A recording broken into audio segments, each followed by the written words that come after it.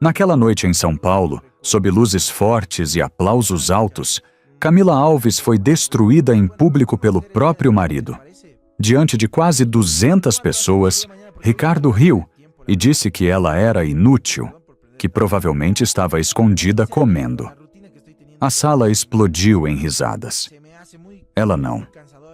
Ela ficou parada, sentindo cada olhar como uma lâmina. E então, pior ainda, ele desceu do palco e abraçou a amante na frente de todos. Se você já viu alguém ser humilhado assim, fica comigo até o fim dessa história, porque o que essa mulher fez depois não foi vingança, foi justiça fria. E você não vai acreditar em quem ela realmente é.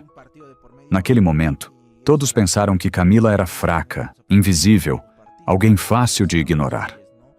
Ninguém ali sabia que aquela mulher silenciosa estava prestes a virar o jogo de uma forma que destruiria tudo ao redor dele. 2 dias antes daquela noite no salão iluminado, o silêncio dentro da casa de Camila era quase absoluto. Um silêncio pesado, antigo, aquele tipo que ela conhecia desde menina. Mas naquela manhã, algo rompeu esse silêncio. O telefone vibrou dentro da gaveta. Curto, seco, urgente. Camila congelou por um segundo. O coração apertou, não por medo, mas por pressentimento. Ela abriu a gaveta devagar. 3 aparelhos. Um simples que Ricardo conhecia. Outro, criptografado, reservado apenas para decisões importantes. E o terceiro, para emergências. Ela pegou o segundo. A tela acendeu. Assinatura final em até 48 horas. Fusão aprovada. 4,2 bilhões de reais. O ar ficou pesado. Camila não piscou. Só respirou fundo, como alguém que já esperava esse momento há anos. Porque aquela mensagem não era surpresa. Era o fim de uma longa construção silenciosa. Enquanto todos viam uma mulher comum, ela era o centro de uma das maiores negociações do setor fintech no Brasil. Ninguém sabia, nem Ricardo. Ela apoiou a mão na mesa. Seus dedos, suaves, firmes. Aquela mesma mão que já tinha assinado contratos que mudaram destinos de empresas inteiras. Aquela mesma mulher que, minutos depois, seria chamada de inútil, era quem controlava decisões que movimentavam bilhões. E mesmo assim, ela escolhia o silêncio. Não por fraqueza, mas por estratégia. Camila caminhou até a parede onde um pequeno quadro estava pendurado. Palavras simples, escritas anos atrás por seu mentor. O silêncio é uma arma. Ela fechou os olhos por um instante. Lembrou da menina que aprendeu a observar antes de falar. Que entendeu cedo que quem grita revela demais e quem escuta, vence. Foi assim que ela construiu tudo, sem herança, sem ajuda, sem aplausos.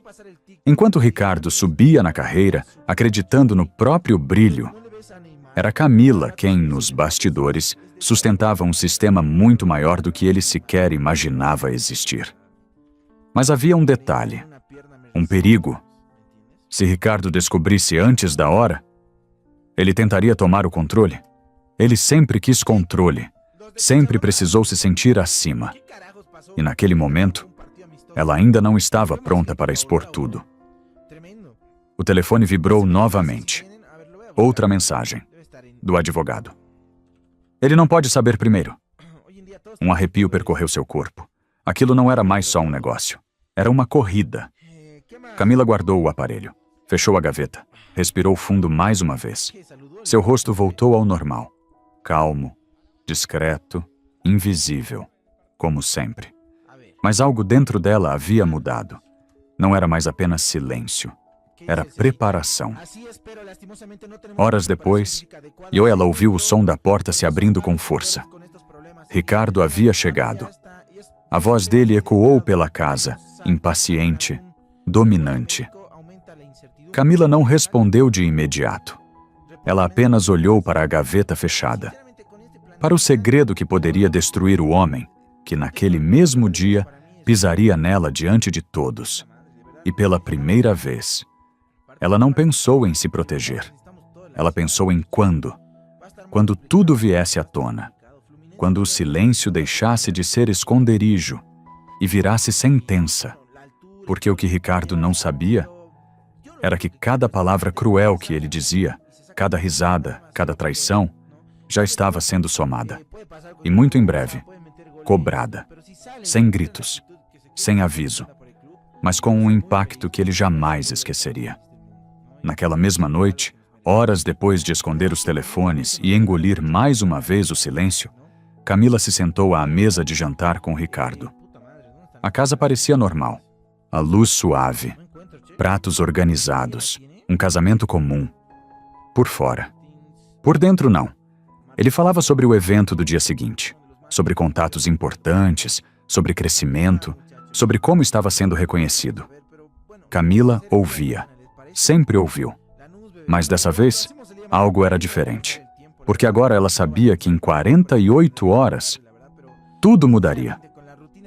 Ricardo soltou uma risada leve, pegando o celular. Esse evento vai ser grande, gente importante. Então tenta caprichar, tá? Nada muito apertado, você sabe. Ele nem olhou direito para ela, mas o olhar que lançou foi suficiente. Foi o mesmo de sempre. Aquele que não precisava de palavras completas para ferir. Camila apenas assentiu. Calma. Silenciosa, como ele gostava. Mas por dentro, algo já não aceitava mais. Ela levantou, recolheu os pratos, caminhou até a cozinha com passos lentos, controlados, como sempre foram. Pois só que agora, cada passo carregava consciência. Enquanto lavava a louça, sua mente viajava para outro lugar, outro cenário, outro mundo, uma sala de reuniões, vidros altos, executivos atentos, vozes firmes, e no centro, ela. Não como Camila Alves, mas como o nome que ninguém ali naquela casa conhecia. A mulher que tomava decisões. A mulher que dizia sim ou não para milhões. A mulher que nunca foi ignorada. Ela abriu a torneira mais forte, como se quisesse abafar o próprio pensamento. Porque ali, naquela casa, ela não era nada disso. Ali, ela era a mulher que precisava se encolher para caber no orgulho do marido. E isso doía, mais do que qualquer insulto direto. Ricardo entrou na cozinha, encostou na bancada. Você ainda tá aí? Relaxa um pouco. Não precisa se matar assim. Hoje não é como se você tivesse responsabilidades grandes mesmo. Ele sorriu. Como se fosse brincadeira. Mas não era. Nunca foi. Camila não respondeu. Ela apenas desligou a água, enxugou as mãos lentamente, evitando qualquer confronto. Porque durante anos, foi assim que ela sobreviveu. E foi assim que construiu tudo, sem chamar atenção, sem levantar suspeitas, sem permitir que ninguém percebesse o tamanho real dela. Ricardo se aproximou, passou a mão de leve na cintura dela. Mas você cozinha bem. Isso você faz certo. Ele saiu logo depois, como se tivesse cumprido o papel de marido, como se aquilo fosse carinho. Camila ficou parada, sozinha. O silêncio voltou. Mas não era o mesmo silêncio de antes. Era mais pesado, mais cheio. Ela caminhou até o escritório. Abriu a gaveta novamente. Os 3 telefones estavam ali, imóveis, esperando. Ou ela pegou o aparelho criptografado outra vez, olhou para a tela apagada e, pela primeira vez, não viu apenas um segredo. Viu poder, viu escolha, viu saída. Sua respiração ficou mais profunda.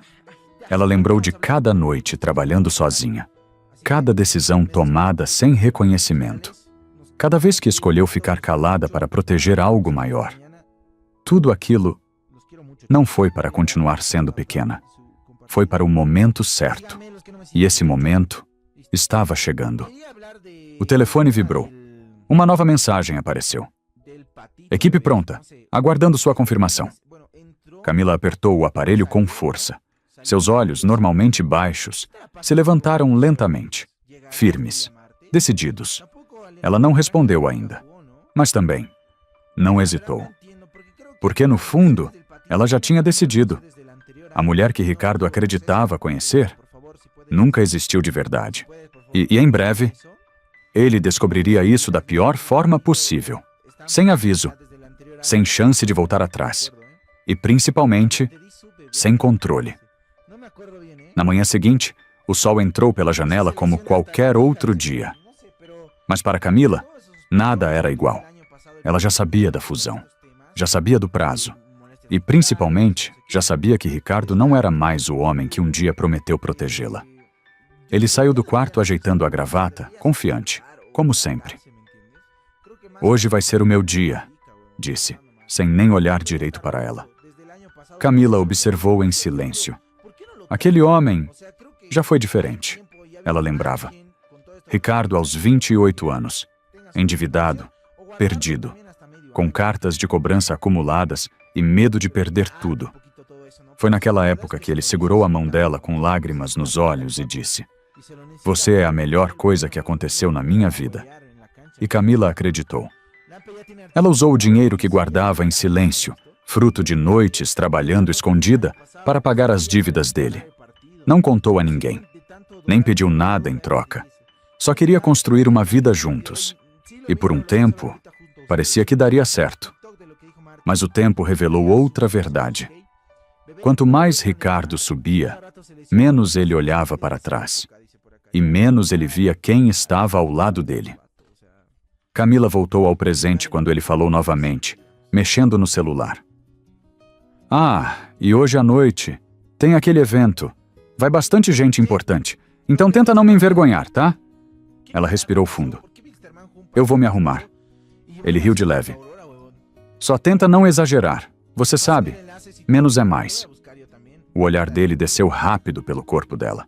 Frio, avaliador. Camila sentiu, mas não respondeu. Ricardo pegou as chaves, já indo em direção à porta. "Tenho um compromisso antes. Trabalho", te disse. Mas havia algo no tom dele. Algo que não combinava com o trabalho. Camila esperou a porta fechar. Silêncio. Ela caminhou lentamente até o sofá e sentou. Seu olhar caiu sobre o telefone. E então, vibrou. Uma mensagem, de um contato salvo apenas como N. Ela abriu. Hoje à noite, ele não estará sozinho. O coração dela apertou. Forte. Mas não foi surpresa. Foi confirmação. Tudo o que ela evitou enxergar, agora estava ali. Claro. Direto. Impossível de ignorar. Ela fechou os olhos por um instante e lembrou de pequenas coisas. Mensagens apagadas, horários estranhos, perfume diferente, sorrisos que não eram mais para ela. E mais doloroso, a forma como ele já não fazia esforço algum para esconder. Porque no fundo, ele achava que ela nunca teria coragem de reagir. Achava que ela era fraca, dependente, pequena. Camila abriu os olhos, e lentamente, e algo dentro dela se ajustou. Não era raiva explosiva, era algo mais perigoso. Frio, claro, irreversível. Ela levantou, caminhou até o quarto e abriu o guarda-roupa. Seus dedos passaram pelas roupas mais largas, mais discretas, aquelas que ela usava para desaparecer. Mas então, ela parou e puxou um vestido diferente, azul escuro. Marcava o corpo, não escondia. Ela segurou o tecido por alguns segundos, o coração acelerado. Dúvida, medo, vergonha antiga tentando voltar. Mas dessa vez, ela não cedeu, porque algo dentro dela já tinha mudado. Ela não estava mais tentando agradar, nem se esconder, nem sobreviver. Ela estava se preparando para enfrentar, para ver com os próprios olhos, para confirmar tudo, até o fim. O telefone vibrou novamente. Outra mensagem de Anne, como se você observar com atenção, vai vê-la. Camila apertou o aparelho, respirou fundo e olhou para o espelho. A mulher refletida ainda era a mesma. Corpo cheio, olhos cansados. Mas havia algo novo ali. Presença, consciência, força. Ela não disse nada. Não fez promessas. Mas naquele silêncio, Uma decisão já estava tomada, e naquela noite, nada mais ficaria escondido. Nem a traição dele, nem quem ela realmente era.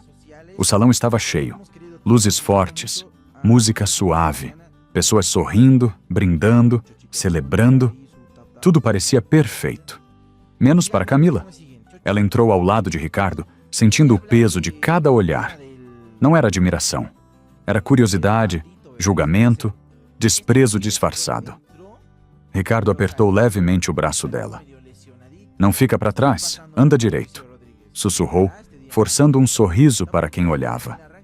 Camila apenas seguiu, silenciosa, mas por dentro, cada passo era mais pesado que o anterior. Eles chegaram à mesa principal. Pessoas vieram cumprimentar Ricardo. Elogios, risadas, tapas nas costas. Quando olhavam para Camila, o sorriso diminuía. Alguns apenas acenavam. Outros fingiam que ela não existia. E então, ela viu. Do outro lado do salão. Vestido vermelho. Justo, chamativo, seguro. A mulher estava parada, segurando uma taça de champanhe, olhando direto para Ricardo, e depois para ela.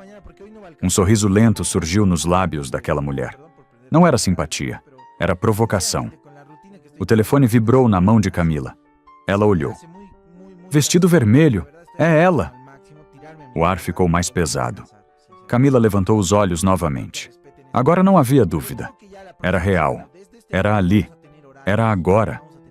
Ricardo se inclinou para perto dela. Para de ficar com essa cara. Você está estranha. Ela forçou um leve sorriso. Estou bem. Ele não insistiu. Não se importava o suficiente. Momentos depois, o nome dele foi anunciado. Aplausos explodiram. Ricardo subiu ao palco com confiança. Como sempre, Camila ficou na mesa. Sozinha. Pequena. Ou pelo menos, era isso que todos pensavam. Ricardo pegou o microfone. A voz firme, carismática, treinada. Obrigado a todos. Mais aplausos. Ele continuou. Falou da empresa, do esforço, da trajetória. E então, ele olhou para ela e sorriu. Mas não era um sorriso de amor. Era um sorriso de espetáculo. E claro, nada disso seria possível sem a minha esposa. Uma pausa. O salão ficou atento. E então ele disse: ela é basicamente inútil. Provavelmente está escondida perto do buffet, comendo de novo. O silêncio durou meio segundo. E depois, explodiu em risadas. Altas, cruéis, implacáveis. Camila não respirou. E o som ficou distante. O coração, pesado, batendo forte dentro do peito. Ela não ouviu mais nada. Só aquela palavra ecoando. Inútil. Inútil. Inútil. Ela não chorou. Não ali. Não diante deles. Mas algo dentro dela quebrou. Devagar, silencioso, irreversível. Um garçom se aproximou discretamente. Senhora, alguém pediu para entregar isso. Ele colocou um celular em sua mão. Diferente. Preto. Fino. Camila olhou confusa, mas quando virou o aparelho, viu as iniciais gravadas. Do advogado. Seu corpo ficou rígido. Ela desbloqueou. Uma imagem apareceu. Ricardo, no corredor do próprio evento. As mãos na cintura da mulher de vestido vermelho. Beijando, sem hesitar, sem vergonha, sem esconder. O ar sumiu. Seu peito travou. Seus dedos apertaram o aparelho com força. E naquele momento, tudo se encaixou. As mensagens, os atrasos, os olhares e o desprezo. Não era imaginação, era traição. Real, fria, calculada. O telefone vibrou novamente. Isso é só o começo. Camila levantou os olhos lentamente. Ricardo ainda estava no palco, rindo, sendo aplaudido. Como se nada tivesse acontecido. Como se ela não estivesse ali. Como se ela não fosse nada. Mas algo mudou. Dessa vez, não foi dor. Foi clareza. Uma calma estranha, perigosa. Ela se levantou, sem pressa, sem chamar atenção, e caminhou em direção à saída lateral. Cada passo, mais firme, mais decidido. Atrás dela, o som de aplausos continuava. Na frente, o silêncio da noite a esperava. E naquele instante, Camila entendeu uma coisa. A mulher que entrou naquele salão não era a mesma que estava saindo. Porque, a partir daquele momento, ela não iria mais suportar. Ela iria agir. E quando isso acontecesse, ninguém ali estaria preparado para o que viria depois. O ar da noite parecia mais frio quando Camila saiu do salão.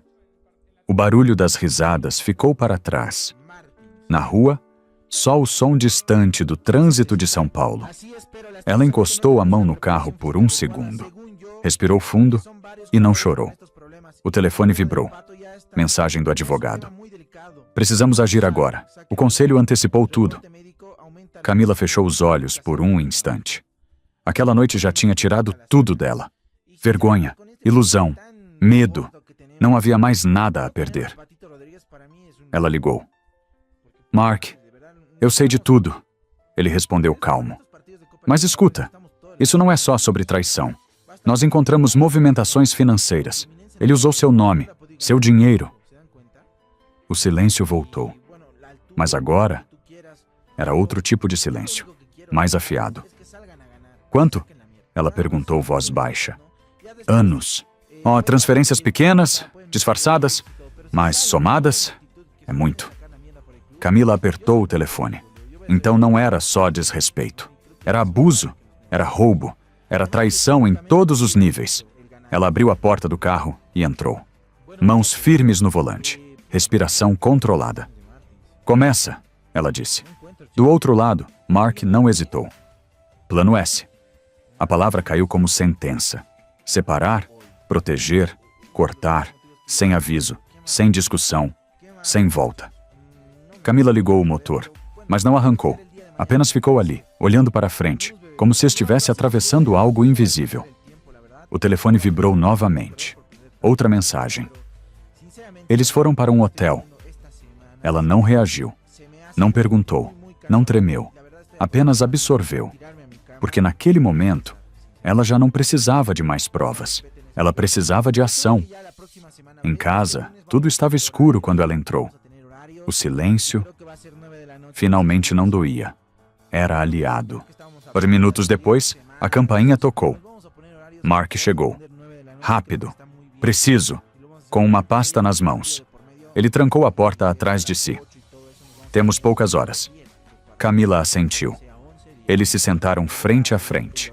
A mesa que antes servia jantares, agora virou campo de guerra. Mark abriu os documentos. Já iniciei o bloqueio das contas conjuntas. Ele não vai conseguir movimentar nada. Camila respirou fundo. E a empresa? Protegida. Está tudo no seu nome. Ele nunca teve acesso real. Uma pausa.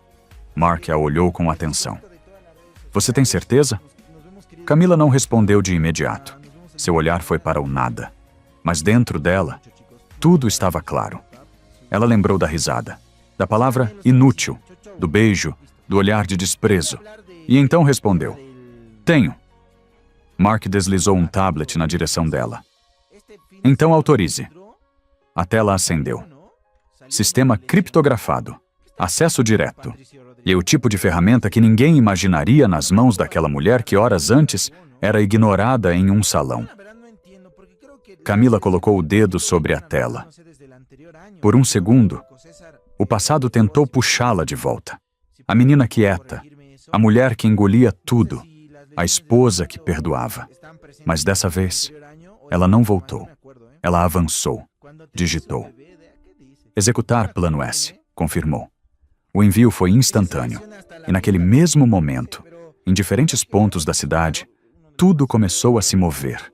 Contas sendo bloqueadas, registros sendo puxados, transações sendo rastreadas, provas sendo organizadas. Não havia gritos, não havia escândalo, apenas ação silenciosa. Precisa, imparável. Mark observou. Até amanhã cedo, ele não vai ter acesso a nada. Camila fechou os olhos por um segundo. Não de fraqueza, mas de alívio, porque pela primeira vez, ela não estava reagindo. Se ela estava no controle. O telefone vibrou mais uma vez. Mensagem curta. Ele está saindo do hotel. Camila abriu os olhos. Agora sim, havia algo diferente ali. Não era dor, não era medo, era expectativa. Porque ela sabia, quando Ricardo voltasse, não encontraria mais a mesma mulher. E nem o mesmo mundo. Porque naquela noite, sem levantar a voz, sem derramar lágrimas, Camila começou a destruir tudo que ele achava que controlava. E ele ainda nem fazia ideia. Na manhã seguinte, o ar dentro do centro de convenções em São Paulo vibrava. Câmeras, jornalistas, executivos, todos aguardando o anúncio da fusão que movimentaria bilhões. Camila estava nos bastidores, respiração controlada, mãos firmes. Nada nela lembrava a mulher humilhada da noite anterior. Só um detalhe. Seus olhos, mais frios, mais claros, mais decididos. Está tudo pronto, que sussurrou Lauren, sua assistente. Assim que você entrar, não há volta. Camila assentiu. Nunca houve. Do outro lado da cidade, Ricardo acordou com o telefone explodindo em notificações. Cartão recusado, acesso negado, conta bloqueada. Ele tentou de novo, e de novo. Nada. O sorriso confiante da noite anterior desapareceu. Que brincadeira é essa? Ele murmurou. Mas não era brincadeira. Era consequência. Minutos depois, ele já estava a caminho do evento, suado, nervoso, tentando recuperar o controle que escorria pelos dedos. Quando chegou ao local, viu a multidão. Mas não era para ele. Era para algo maior. Muito maior. Ele entrou empurrando pessoas. Preciso falar com o CEO, agora. Alguns viraram. Outros começaram a filmar. A tensão cresceu. No palco, as luzes acenderam. Camila entrou. Passo firme. Sem pressa. Sem hesitação. Um silêncio estranho tomou o ambiente. Alguns cochichos começaram. Quem é ela? Ela não era a esposa dele? Ricardo congelou. O coração disparou. Não, isso não... Lauren pegou o microfone. Senhoras e senhores, apresento a C e o responsável por esta fusão. Uma pausa. Pesada, carregada. Camila Alves. O mundo parou. Literalmente. Ricardo deu um passo para trás. O rosto perdeu cor. Isso é impossível. Mas não era. Camila se aproximou do púlpito, pegou o microfone e falou: Meu nome é Camila Alves e hoje eu finalizo a fusão de 4,2 bilhões de reais. Explosão. Câmeras disparando. Gritos. Perguntas. Aplausos. O nome dela apareceu no telão. CEO. Oficial. Inquestionável. Ricardo não respirava. A mulher que ele chamou de inútil controlava tudo. Antes que ele pudesse reagir, 2 seguranças se aproximaram. Senhor, por favor, e afaste-se. Eu sou o marido dela, ele gritou. Camila virou o rosto lentamente. Olhou para ele, sem raiva, sem emoção, apenas verdade. Você era. O golpe foi seco, direto, irreversível. Enquanto isso, do outro lado do salão, Larissa observava. O vestido vermelho já não parecia tão brilhante. Seu olhar mudou. O telefone dela vibrou. Uma mensagem. Ela leu. E seu rosto perdeu a confiança. Sem dizer nada. Começou a recuar. Passo a passo. Até desaparecer entre as pessoas. Ricardo percebeu. Larissa, espera! Mas ela não parou. Não olhou. Não voltou.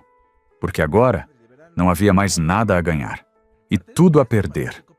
No palco, Camila assinou o contrato. Um único movimento.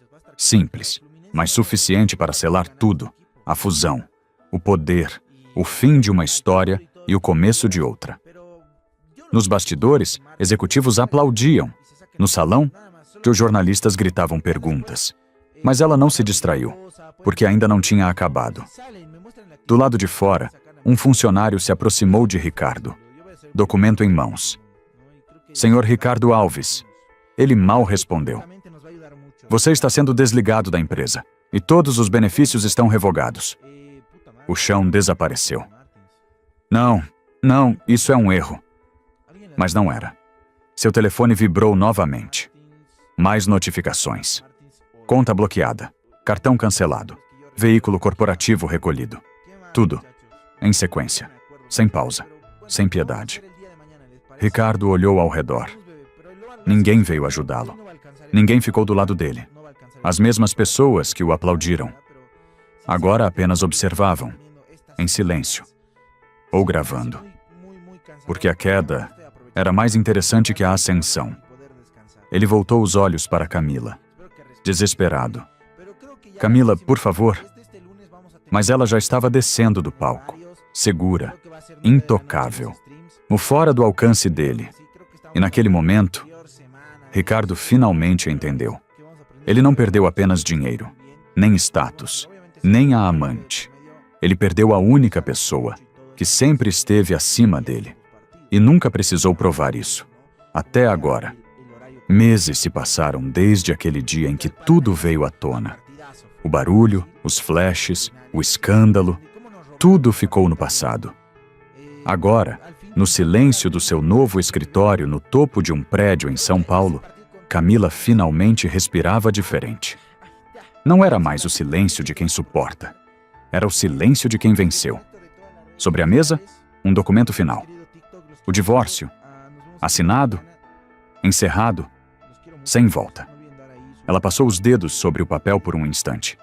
Não com dor, mas com libertação. Camila caminhou até a janela. A cidade se estendia diante dela.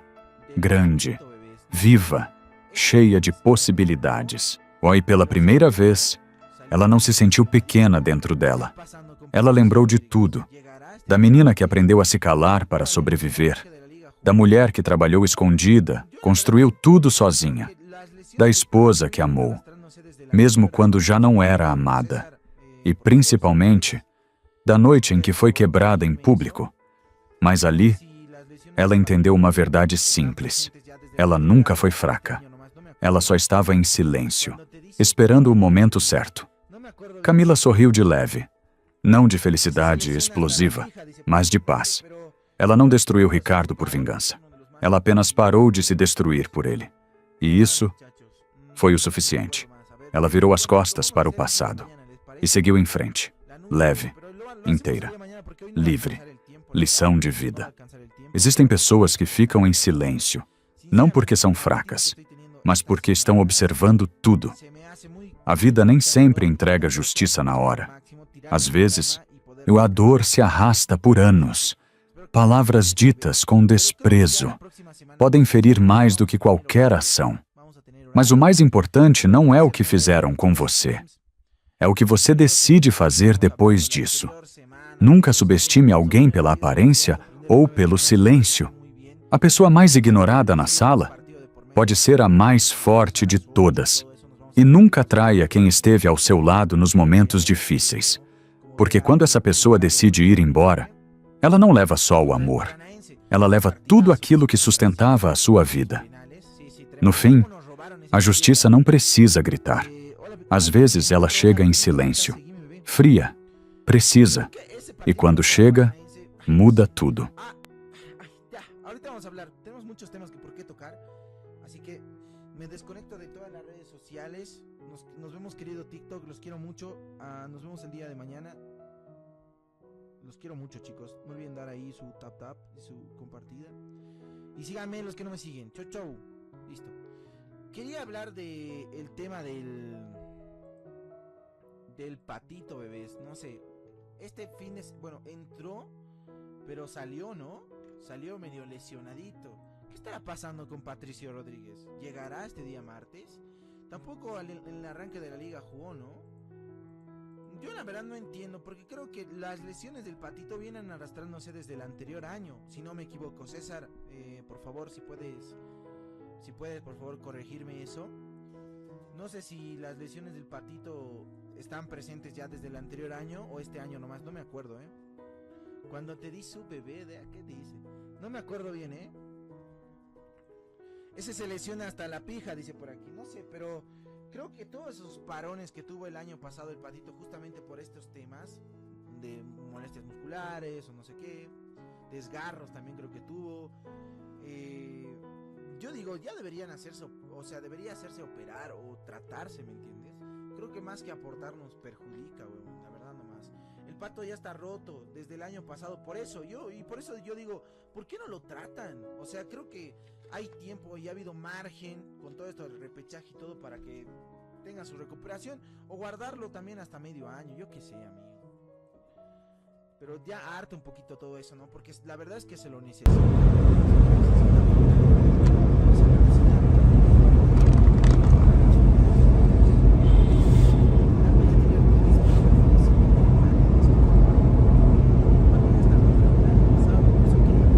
Сейчас зайдем, посмотрим, как у них трансляция началась.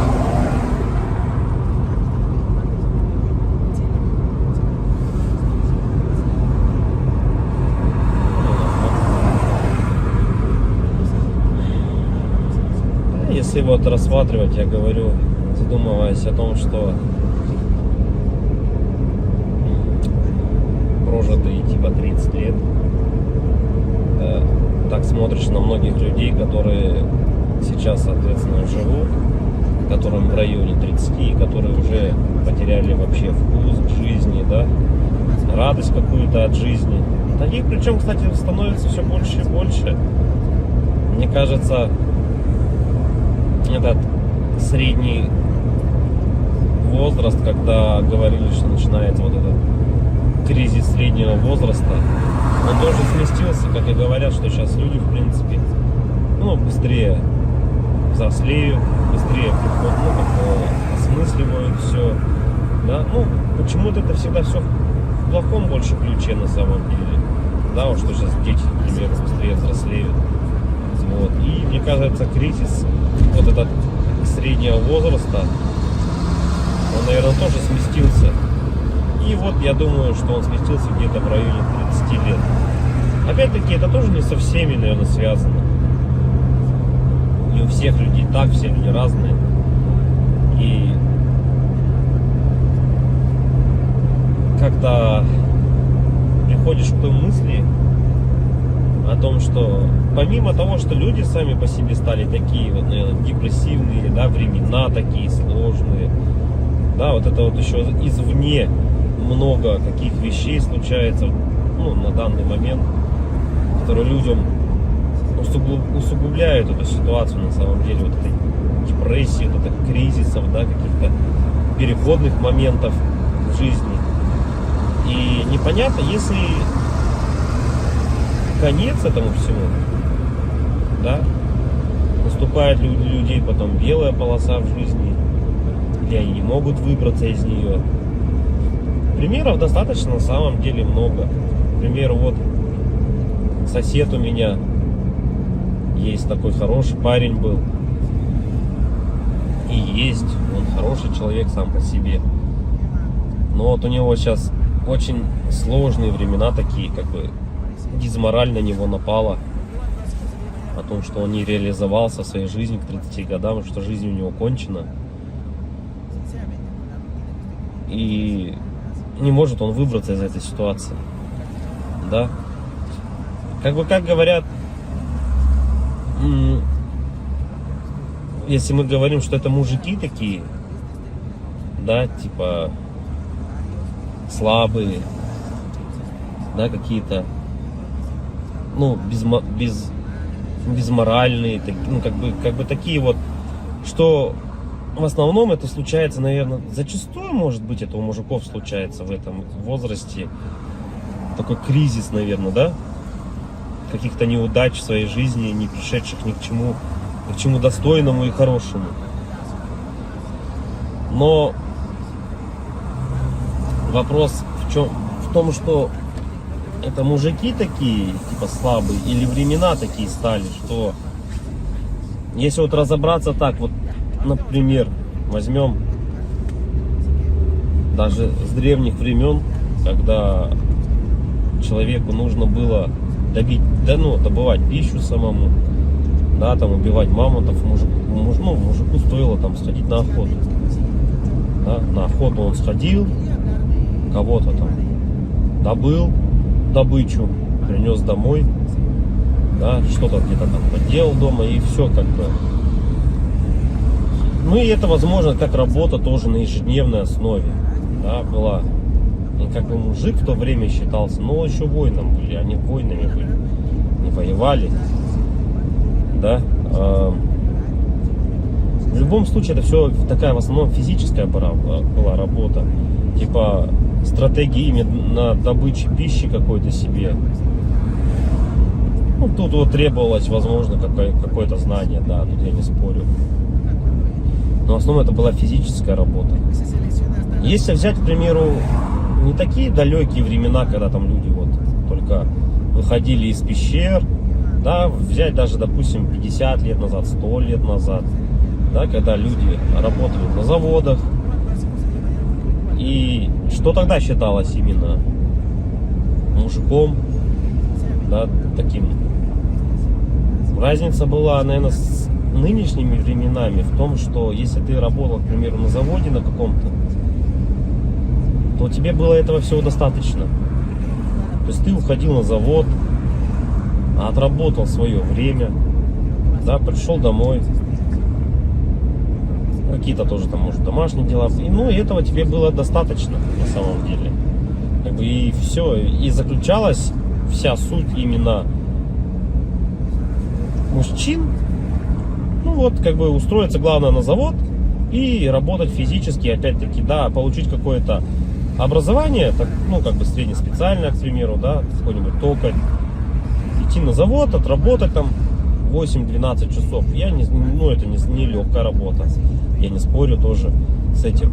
Но опять-таки, этого зато было достаточно. Человек уходил, он отрабатывал там 12 часов и понимал, что ему будет всего достаточно. Ради этого и была, наверное, главная и основная мотивация. Да? И если перенесемся мы, наверное, в наше время уже, сейчас, на данный момент, то есть люди просто не знают на самом деле, как заработать. Как получить жилье, как получить новый автомобиль. То есть способов получения данного результата его нету как такового. Это говоря о том, что ты будешь ходить на работу по 8, по 12 часов, допустим, сутками там работать, да, ты не заработаешь на машину, заработаешь ты на нее через 5 лет, если ты там не будешь ни пить, ни есть, как бы, да. Ну ладно, если вообще не тратить деньги, то заработаешь. Ну такого же невозможно, это же только где-то в сказках. С учетом нынешних трат, то есть даже при зарплате какой-то средней, там 100 тысяч рублей, ну где-то 60, где-то 70, где-то 80, возьмем от 60, наверное, до 120, то есть, к примеру, достижение результата такой, как, к примеру, квартира, недвижка какая-то своя, это кредиты, ипотеки, то есть вот здесь и сейчас ты берешь. И залазя все глубже и глубже, то есть, как сказать, взял ты, к примеру, себе недвижимость, да, в ипотеку, пусть она будет так. Помимо тех трат, к примеру, помимо этой ипотеки, там, ремонт и так далее, тебе за эти 20 лет нужно и телефоны менять, и одежду менять, и так далее, там, кушать надо.